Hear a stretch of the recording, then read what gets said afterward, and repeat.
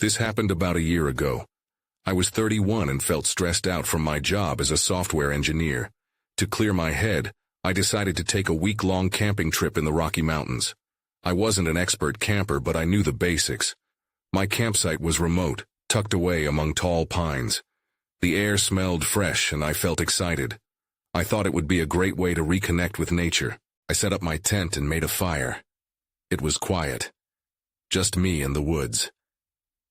That first night I heard rustling sounds from outside my tent. I thought it was probably just a raccoon or something. I unzipped the flap and looked out into the dark. Nothing was there. I felt a chill but shrugged it off. I went back to sleep hoping it was just my imagination. The next day I hiked around the area. I saw beautiful views and took pictures. Everything was peaceful. But that evening as the sun set I heard laughter. It was distant, echoing through the trees. I thought maybe it was other campers nearby, but I didn't see anyone. As night fell I felt uneasy. That strong feeling of being watched crept over me. I tried to ignore it and made some dinner. But the laughter returned, clearer this time. I convinced myself it was just the wind playing tricks. I crawled into my tent, but sleep wouldn't come easily. Around midnight, I heard a child's voice, soft and gentle. "Mark," it called. My heart raced. I was alone, right? I called out, "Hello?" All I heard was silence. I felt cold.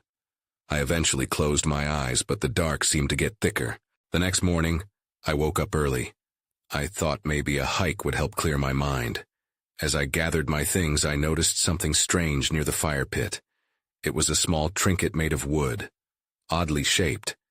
I didn't remember seeing it before. Had another camper left it? I took it, not knowing why. As I packed up, ready to leave, I felt the shadows around me deepen. I took one last look at the woods. Maybe I imagined everything. I was relieved, but unease lingered inside me.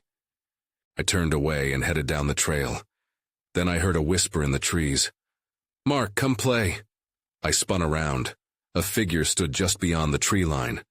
I couldn't make out any details, but it felt wrong. My heart raced. I called out again. No answer.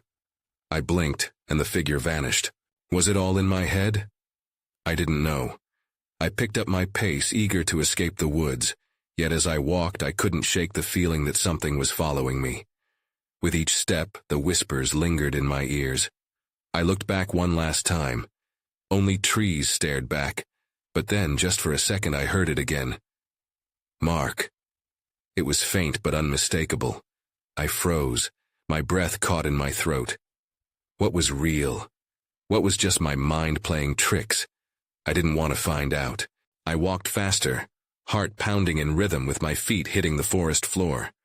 The sound of my breath echoed loudly in my ears, drowning out the whisper. I just needed to get to my car. I forced my eyes ahead, trying to focus on the path, but every rustle of leaves sent shivers down my spine. Suddenly I noticed the wooden trinket had slipped from my pocket. It lay in the dirt, half buried. I hesitated. Could I lose it? Despite my fear, I turned back. As I bent down to grab it, I heard the laughter again, clearer, right behind me. It was a child's laugh filled with joy, but something about it felt twisted. I spun around, but there was nothing, just trees and shadows. I picked up the trinket and shoved it back into my pocket, feeling a sense of urgency welling up inside me. I got moving again, determined to reach the parking area. But with every step, the whispers grew louder and more insistent. I swore I felt a chill dance across my skin, like fingers brushing against me. Then came a snap, a branch cracking nearby. My pulse quickened. I stopped, straining to hear. The laughter faded, replaced by a low hum. It pulsed through the trees in a rhythm I couldn't quite place. I wanted to turn back, but my legs felt heavy, rooted to the ground. That's when I saw it, a glimmer of light through the trees. It flickered like a candle but wasn't steady. My curiosity battled my fear. I stepped off the trail, drawn to it against my better judgment. As I pushed through the underbrush, the hum intensified, becoming almost melodic. I stumbled into a small clearing. In the center sat a circle of stones, and in the middle was a small flame, dancing up toward the sky. I gasped. It looked exactly like a campfire but made no sound. Instinctively, I moved closer, captivated. On the ground around the fire were more trinkets, broken toys, pieces of what looked like dolls, all weathered with age. They seemed to call out to me, beckoning. I hesitated, feeling an odd pull. The vibes felt wrong, like dark energy charged the air, and then, right in front of me, a shadow shifted. I turned quickly, but it was gone. My instinct screamed at me to leave, but something held me there, overpowering. The flame flickered and pulsed, casting strange shadows against the woods. As if answering my unspoken question, the voice came again, louder this time. "Mark!" I felt cold fear grip me. That unsettling sense of familiarity washed over me. The laughter returned, now echoing around the clearing like a chorus. I wanted to scream, to run, but I felt anchored to that spot. Suddenly, the flame flickered and extinguished. Darkness swallowed the clearing. I turned, desperate to find my way back, but I couldn't see where the path had been. Panic surged through me. I stumbled backward, heart racing. I had to get out. I couldn't stay. But then the shadows shifted again, and I felt something brush past my shoulder. A whisper tickled my ear. "Stay." I took a breath and fled, heart pounding, unsure of what I was running from. All I knew was that the woods felt alive, and I couldn't let it claim me. The wind howled as I raced through the trees, but the shadows seemed to reach for me. My shoes thudded against the ground, louder than the whispers now. I burst back onto the trail, but I wasn't out of danger yet. I could still hear the laughter, the gentle call of my name echoing through the trees. That was when I noticed the figure again, standing at the edge of the trail, watching me with wide, dark eyes. I froze. What was happening? I swallowed hard, trying to make sense of what I was seeing. The figure stood motionless, shrouded in shadows, yet I could feel its eyes on me, piercing and aware. It looked eerily childlike, but something was off. The proportions were wrong. Its head was too large, and its limbs too thin. Every instinct urged me to run, but I was frozen, caught in the gaze of whatever was watching me. "Mark," it whispered again, and this time it was so close I felt the breath on my face. I stepped back, but the sound of my own footfall was muted by the rustle of leaves and distant laughter that echoed through the trees. It felt like an invitation wrapped in a warning. The figure took a slow step forward. I turned and sprinted down the trail, branches clawing at my clothes as I ran. The laughter swelled around me, wild and chaotic, as if the trees themselves were mocking my fear. But the figure followed, gliding effortlessly through the underbrush, just out of sight, yet always close enough to send shivers racing down my spine. I focused on my breath and the path ahead. The trees closed in around me, distorting my sense of direction. Every twist and turn of the trail felt wrong, like I was running in circles. Was it leading me somewhere? Or was I just losing my mind amidst all the chaos? As I rounded a bend, I stumbled into another clearing, slightly larger than the last. Unlike the previous spot, this one was filled with remnants of an old campsite. Rusted cans, faded sleeping bags, and a wooden sign half buried in the dirt. The name Camp Willow was barely legible, but the date carved beneath it, 1978, sent a chill through me. I realized then that I had to find a way out. I couldn't be trapped here. Footsteps crunched behind me, drawing nearer. I turned, breath hitching in my throat. The figure stood at the edge of the clearing, slightly illuminated by the moonlight filtering through the trees. "Stay," it said again. My heart raced as I instinctively backed toward the sign. Against the panic flooding my mind, a thought would not leave me. Was this place significant? Had it been a camping ground for kids, maybe even victims of something cruel? I glanced down at the trinket pressing into my leg, that little wooden object I had picked up earlier. I pulled it out, the warm wood solid against my palm. It felt oddly comforting, like it was meant for me, a connection to something lost. "Leave him alone," I shouted, my voice trembling but loud against the oppressive silence. "I don't want anything to do with you." The figure flinched, its face twisting into a semblance of a smile, sharp and eerie. It took another step closer, and I felt the air grow thick, suffocating. "Mark," it growled, a mocking tone layering over the sweetness of the childlike voice. "You have to stay." Panic spiked again, pushing me to act. I turned and bolted back the way I came, relying solely on instinct. Rushing past the trees, I could hear the laughter intensifying, a cacophony that filled the woods. That's when I heard it, a desperate scream not far ahead. It echoed in the night, a cry laced with fear. My stomach dropped. I paused, conflicted. I couldn't leave someone else out there. But the woods felt like they were closing in, trying to suffocate me. I took a breath. I had to help. But would it lead me deeper into the danger, or toward salvation? Before I could think further, I heard the laughter again, this time so close it seemed impossible. I pressed forward, heart racing, towards the scream. The shadows loomed behind me, eager for my return. The scream echoed again, sending chills down my spine. My instinct to help battled with the urge to run. I was trapped in a nightmare where logic slipped away. I pressed forward, urging my feet to move despite the rising dread. The laughter twisted around me, a sinister melody leading me deeper into the woods. Each step felt heavy, as if the forest was pulling me back. I couldn't shake the feeling that I was being watched, that whatever was behind me relished my hesitation. I fought through the underbrush, limbs shaking as I pushed through the thicket. As I rounded a corner, I saw a flicker of movement. Just ahead, nestled between two trees, was a figure crouched low. It wasn't the childlike spirit anymore. This one was different, more human, but still disconcerting. Dark hair fell over its face, obscuring its features. "Help me!" the figure called out, the voice weak and shaky, just like the scream I had heard. My heart leaped. I ran closer. "What happened?" I asked, scanning the area for threats. The figure pulled back, revealing a boy, no older than 12.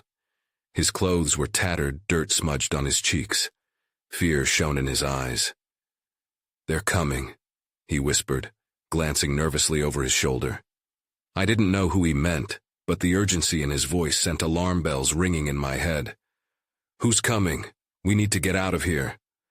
The boy shivered and pointed toward the path I had just traveled. "The Watchers," he said, trembling. "They don't want us to leave." My mind raced. The laughter, the figure. Was this all connected? "You've seen them?" I asked, desperate for clarity. He nodded, swallowing hard. "They took the others. We can't stay." His voice cracked, fear thickening the air between us. I didn't know what to think. The pieces of the puzzle were scattered and incomplete. "We can help each other," I insisted. "I just escaped one of them." But as I spoke, the laughter surged, rising to a frantic pitch, almost shrill.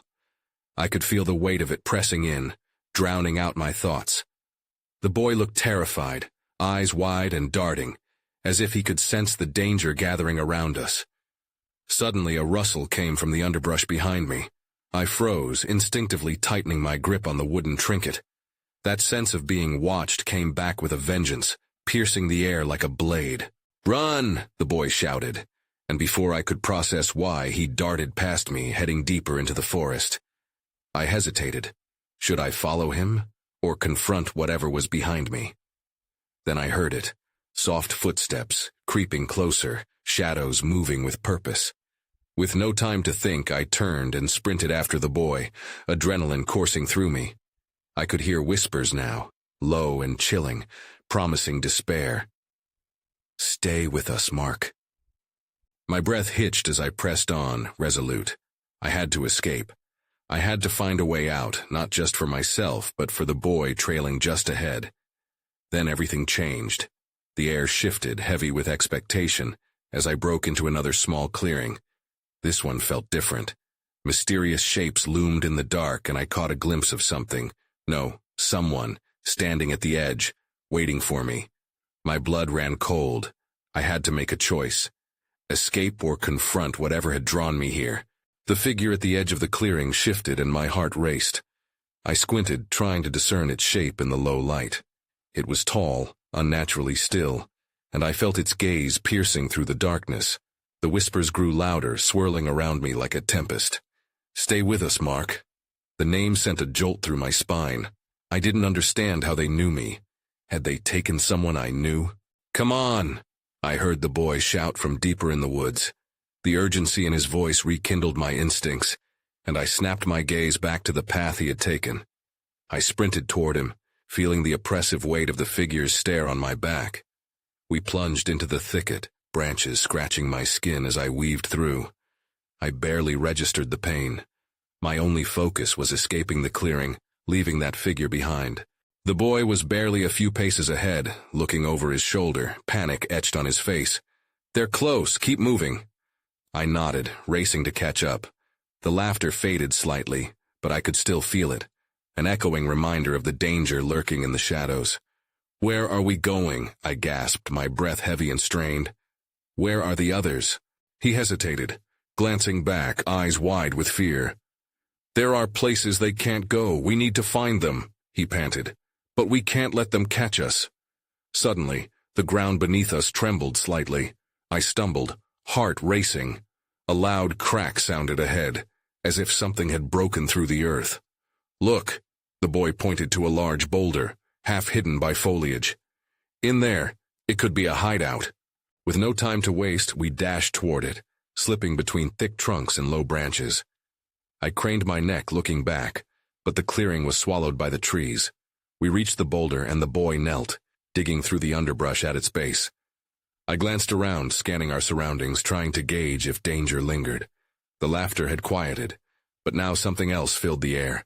A low hum, almost melodic but unsettling. "There's a way in." He pulled aside a few branches and exposed a dark gap in the rock. "Quick!" We crawled inside, the narrow passage both comforting and terrifying. It felt safe, but I was still acutely aware of how little protection it gave against whatever was outside. As we settled in, I turned to the boy. "What's your name?" "Lucas." His voice was strained, but he looked determined. "They took my friends in the night. I thought I was safe, but they found me." "Who are they?" I pressed, adrenaline still surging through me. He shook his head vigorously. "I don't know, they change. They've been watching, waiting." That was when I noticed something shiny glinting in the dim light, something metallic half buried in the dirt. I leaned closer, my heart pounding.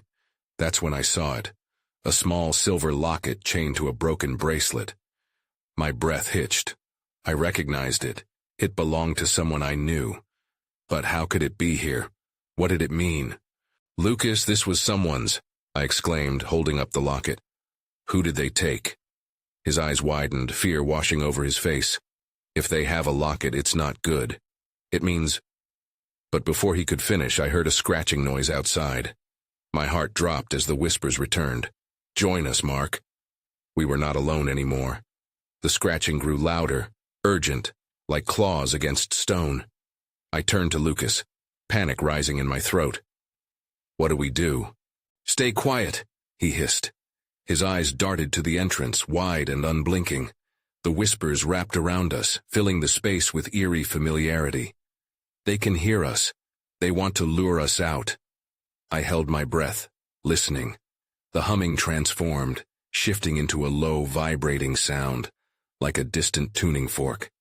It resonated with something deep inside me. I felt its pull, a soft, relentless tug. "Lucas," I whispered. "What if it's a trick? What if they're trying to lure us out?" He shook his head, teeth clenched. "It always starts with the whispers, just stay still." Then the ground beneath us quivered again. The boulder trembled, dust falling from the crevices above. "Something's out there," I said. "I know," he said, eyes flicking nervously. "We can't let them have us, Mark, if we get caught." His voice trailed off, but I could see the fear in his eyes. The scratching stopped suddenly, replaced by a heavy silence. I felt the breath caught in my throat. The low hum still pulsed, but the whispers had quieted to a delicate hush. I strained to hear anything, footsteps, breathing, or even the wind. "Do you see anything?" I asked, but I dared not move from our spot. Lucas shook his head. "No, but I can feel them. They're close." Another shudder rocked the boulder, and I braced myself against the rock. The sound of something heavy shifted outside, scraping through the brush. I could almost visualize a dark shape moving, circling us. "Find a way out, find a way out," I whispered to myself. "We need a way out." Then, unexpectedly, a voice broke through the silence, soft but clear. "Mark, come join us." I recoiled, fear flooding my veins. They knew my name again. "Who's there?" I called out, heart racing. I couldn't control it. The response was a chilling laugh, soft, teasing. "You'll never be alone again, Mark. Come out." "Stop it," Lucas shouted, his voice sharper than I had ever heard. "Don't listen to them. Stay down." A pause followed. I wanted to believe Lucas, but every instinct screamed at me to respond, to find the source of their call. I couldn't shake the feeling that they could pull me into their world with just a word. Suddenly, the earth cracked open not far from our boulder, the reverberation sending shockwaves through my body. "What was that?" I gasped, fear flooding my thoughts. The air around us changed instantly, thickening with malevolence. The whispers all shifted to a singular word. "Join." Lucas grabbed my arm, fear flashing across his face. "We need to get out of here now." He pushed against the wall of rock, searching for an escape route. I glanced back at the gap we crawled through, feeling the weight of the world pressing in on us. "But we can't go out there," I protested, remembering the whispers, the figure. "We have to risk it. They're coming." He yelled again, urgency driving his words. Just as I was about to protest, the shadows at the entrance flickered briefly. A figure loomed outside the boulder, a tall, indistinct shape, its features obscured. "Mark," it said again, voice dripping with honeyed malice. "Join us." Panic surged within me. I had to make a decision. Could we fight our way out, or would we succumb to the irresistible call of the darkness? That's when I noticed a glimmer near the entrance, something sharp, jagged, reflecting light. It could be our way out, or another trap. I reached for Lucas and said, my voice trembling, "We don't have much time. We need to move." As we scrambled for the entrance, I fought against my instincts. The glimmer caught my eye again, shimmering in the faint light.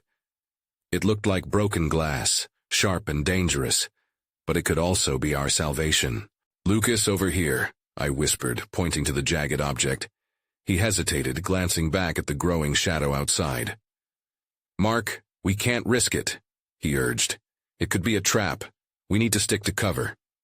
I realized we were running out of time. The whispers shifted again. "Mark, join us," they beckoned, endless and seductive, pulling at the edges of my mind. "No," I shouted, shaking my head as if that could clear the voice from my ears. I was losing my grip on reality, and I knew it. I had to hold on for Lucas. "Let's go." I grabbed his arm and pulled him towards the glimmering object. He relented, following me to the edge of the entrance where the light could barely penetrate. As we neared it, I could see it wasn't just broken glass. It was a shard of something larger, reflecting fragments of the darkness around us. Without thinking, I reached down and grasped it, the sharp edge pressing against my palm. I felt a rush of power surge through me, as if the glass held a history, one steeped in fear. "We have to break through somehow," I whispered, gripping it tightly. "If we can make it out, we might be able to fight." But before I could finish, the darkness shifted. The figure outside morphed into something more defined, drawing closer. It wasn't just tall. It was massive, towering over the boulder, with long limbs that stretched unnaturally. "Mark," it hissed again, this time more urgent. "Join us. Embrace your fate." The air turned icy. I felt Lucas tremble beside me. "We need to go now," he insisted, almost pleading. With a surge of adrenaline, I swung the glass shard at the boulder's edge, creating a small opening. The sharp sound echoed out, mixing with the whispers. It was risky, but I had to make a choice. As we sprinted towards the gap, the figure lunged forward, reaching out with a long, shadowy hand. I felt Lucas yank me back just in time, narrowly avoiding its grasp. "Go, go!" he screamed, shoving us through the opening. I pushed my body through, feeling the boulder scrape against my back. We tumbled to the ground, gasping for air, but the darkness didn't follow. For a moment, we were free. The echoes of the whispers faded as we stumbled into the dense trees surrounding the clearing. "What now?" Lucas panted, glancing back at the boulder. I still clutched the shard, its cold edge grounding me. "We need to keep moving. They'll come after us." We pressed deeper into the woods, the trees towering overhead. My heart raced as adrenaline coursed through my veins. But I couldn't shake the feeling that something was watching us, waiting for the right moment to strike. Then, as we weaved through the trees, a chilling realization hit me.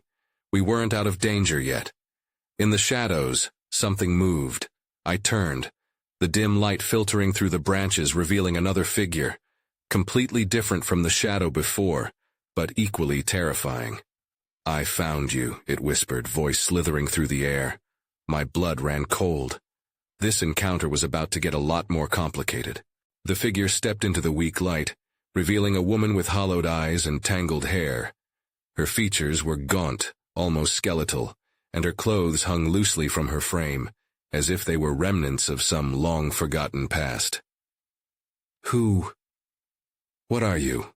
I stammered, keeping a wary grip on the shard. "Do you not recognize me?" she asked, tilting her head, a look of twisted amusement playing across her lips. "I've been waiting for you for a long time." I exchanged a glance with Lucas. His eyes mirrored my confusion. "We need to go," he hissed, pulling at my sleeve. "Wait," I said, a mix of fear and curiosity rooting me in place. Something about her presence felt different, almost familiar. "What do you want?" "I want you to join me," she replied, her voice almost melodic now. "You are part of this. We both are." The shadows behind her stirred, shifting like restless spirits. "This is insane," Lucas muttered, glancing around as if expecting the darkness to come alive at any moment. "We can't trust her, Mark." But the shard in my hand felt warm, pulsing slightly like a heartbeat. "No, listen, she knows something. Trust can lead you to the brink," the woman said, her voice dropping to a whisper that wrestled with the rustling leaves. "But refusing to listen can seal your fate. You have to embrace it." Before I could respond, the underbrush crackled behind us. I turned just in time to see a dark shape dart between the trees. Our moment of distraction was fading. The air suddenly felt thick and heavy, as if the forest was breathing with an ominous intent. "What was that?" Lucas said, his voice rising slightly. "More of them," the woman replied. "They're drawn to the shard you hold. They want it, need it." "Need it for what?" I pressed, my pulse quickening. "To regain control," she said, her expression darkening. "To feed off your fear and desperation. They've been waiting for this moment to reclaim what was lost." A chill ran down my spine. I didn't want to be part of whatever this was. "We can't let them get it, Lucas. We have to go." The woman stepped forward, her gaze piercing. "You will need my help. These woods are alive with secrets and only I can guide you through them." My instincts screamed at me to run, but the shard felt strong in my grip, almost a part of me. "What if we don't want your help?" I shot back, my voice shaking. "Then you will face the darkness alone," she warned, her tone grave. Just then, a cacophony of whispers erupted around us, echoing the same chant from before. "Join us. Embrace your fate." The shadows thickened, and in that moment I finally understood the gravity of our situation. We could either take a chance with her or risk being swallowed by the very darkness we had tried to escape. Before I could decide, the ground shook beneath us, branches cracking violently. "What's happening?" Lucas shouted, panic blaring in his voice. "I don't know," I yelled, but the fear gripped me tighter. And just like that, the shadows surged forward, a wave of darkness crashing against us. In that fleeting second, I made my choice. "Follow me," I yelled, sprinting to the nearest route, with the wish to outrun whatever awaited us lurking in the shadows behind. But the woman's voice lingered in my mind, and just as I turned, I caught a fleeting glimpse of her face. Eyes wide, filled with uncertainty, almost pleading. Then everything went dark. I gasped, the darkness swallowing me whole, a shadowy blanket that muted every sound. I could no longer see Lucas beside me, but I could feel the frantic thumping of my heart echoing in my ears. The world around me was an endless void, and I stumbled as my feet met nothing but air. I stumbled forward, my hands scraping against rough bark, and finally, I caught a glimpse of light ahead. With shaky breaths, I pushed myself to reach it, desperation fueling my actions. The light grew stronger, leading me through the thicket until I burst into a clearing. Stars twinkled overhead, stark against the vast black sky. I froze, trying to get my bearings. "Lucas?" I called out, my voice trembling. "Over here," he replied, relief flooding through me when I heard him. I rushed toward the sound. He was crouched behind a thick tree trunk, eyes wide with fear. "What just happened?" "I don't know," I panted. "I think we got separated. That woman, she—" Suddenly the hair on the back of my neck stood up. The air shifted, charged with tension. "Lucas, we need to move now," I urged, glancing over my shoulder as shadows rippled at the edge of the clearing. He nodded, and we began to backtrack, hearts hammering as we put distance between us and whatever had chased us here. We exchanged frantic glances, both of us feeling the same urgency. "Which way do we go?" Lucas asked, panting. "Let's just go deeper into the woods," I suggested, taking a step toward a narrow path that seemed less intimidating than the pervading darkness. "It's got to be safer than standing here." As we navigated forward, the vibe of the forest began to change. The chill in the air intensified. The trees loomed larger, their gnarled branches casting ghostly shapes against the moonlight. A faint rustling echoed from behind us, growing louder as though an unseen entity was trailing us. "Do you hear that?" Lucas whispered, his brow furrowed with worry. I nodded, biting my lip. "Just keep going." But then I stumbled, tripping over something well hidden beneath fallen leaves. Two small, dimmed lights flickered into view just in front of me. "Wait," I said, squinting through the darkness. "What is that?" At my feet lay an old lantern, its glass cracked but its wick intact. I instinctively picked it up. It felt surprisingly warm. "What do you think it means?" Lucas asked, peering over my shoulder. "I don't know, but maybe it can light our way," I suggested, fumbling to uncover matches from my pocket. As I struck the first match, the tiny flame danced to life. I held it to the lantern's wick, coaxing the reluctant fire until the lantern lit up, casting faint flickers of warmth around us. But the glow revealed something else, a shadow creeping toward us from behind the trees. Its form was indistinct, pulsing like smoke, but the intensity of its presence sent chills through my bones. "Run!" I shouted, swinging the lantern wildly as I turned to flee. In our panic, we darted down another path, branches snapping in our wake. The whispers in the trees returned, echoed by a sinister laughter that melded with the rustling leaves. "I don't think we're alone," Lucas gasped, his voice strained. Just then, from the corner of my eye, I caught sight of a familiar silhouette. "It's her!" I exclaimed, pointing at the woman from earlier, her eyes now glowing like embers in the night. Panic surged in me, but just as quickly as she appeared, she vanished into the shadows, leaving only the echo of her haunting laughter behind. I skidded to a halt, breathless. "Mark, what just happened?" Lucas asked, staring at me as if searching for answers. "I don't know," I admitted, overwhelmed. "But I have a feeling we're about to find out." And just like that, the shadows shifted again, darker and more alive. Something was waiting, and it wouldn't be long before we had to face it. I pressed forward into the woods, the lantern flickering anxiously in my grasp. Lucas was close behind, his breath sharp and quick. We moved as one, a frantic blur weaving through the trees. The whispers danced through the air, swirling around us with a chilling familiarity. "Mark, join us," they teased, intertwining with the rustling branches that groaned above. I glanced back, half expecting to see the woman. Instead, the shadows danced wildly, morphing into fleeting figures that tormented my vision. My pulse raced, and I gripped the lantern tighter, its light wavering as if it too sensed something lurking just beyond our reality. "Do we keep going?" Lucas asked, desperation creasing his features. We can't let them catch us. Yeah, but we have to find a way out, I replied, glancing down at the lantern. It felt heavy with an impossible weight, a tether of both hope and dread. Maybe this can help us. Lucas frowned. What do you mean? Maybe this light can drive them away. Light is supposed to repel darkness. Perhaps it can help reveal the truth. Before he could respond, laughter echoed around us, a twisted symphony rising from the depths of the forest. Darkness doesn't fear light as much as you think, a voice whispered from the shadows. No, I shouted, my heart thundering as I spun around. I couldn't see the voice, but its mocking tone scraped against my fears. The shadows began to shift again, swirling like a tempest, surrounding us with malignant intent. But as they lurked closer, I remembered the power of the lantern. I took a deep breath and swung it outward, its light casting bold beams across the grove. The shadows hesitated, retreating momentarily. Keep moving, I urged Lucas, and we pressed on, stumbling forward down a winding path.